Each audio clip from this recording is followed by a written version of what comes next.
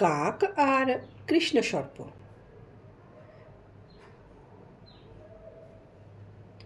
ঝাঁকড়া মাথা এক বটগাছে বাসা বানিয়েছিল দুটো কাক। সেখানে থাকতো এক কৃষ্ণ সর্প। যতবারই কাকবউ সেখানে ডিম পাড়ে, ওই সাপ ডিমগুলো সব সাবার করে দেয়। কাক ও কাকবউয়ের মনে খুব কষ্ট।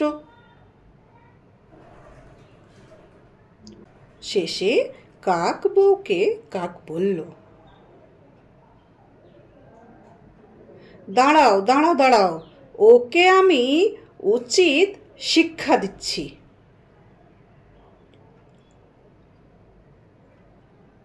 রানীমা তখন চান করছিলেন সরোবরে। তার গায়ের গয়নাগাটি সব ছড়ানো ছিল সরোবরের বৈঠায়। কাক উড়ে গেল সেখানে। তারপর চোখের পলক ফেলবার আগেই ছ মেরে নিচে নেমে এসে একটা জড়োয়া হাড় মুখে তুলে নিয়ে চম্পট। দেখো দেখো, চোর চোর! রানীমার পরিচারিকা চিৎকার করে উঠল।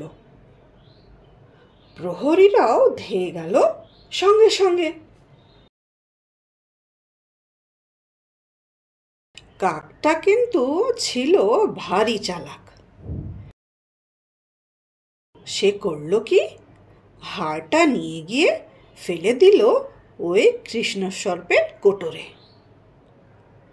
ছুটতে ছুটতে সাপের কোটর থেকে সে হাড় উদ্ধার করেই রাজার প্রহরীরা চিৎকার করে উঠল, পেয়েছি পেয়েছি, হাড় পেয়েছি,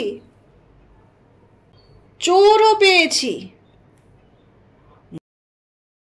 মোটা লাঠি দিয়ে পিটতে পিটতে শেষ করে দিল তারা সাপটাকে।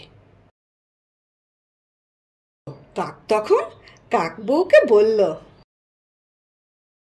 ব্যাস নিশ্চিন্ত, ওই সাপ আর আমাদের জ্বালাতন করতে আসবে না। সত্যি সত্যি এরপর ওই বাসায় তারা সারা জীবন পরম নিশ্চিন্তে বাস করেছিল।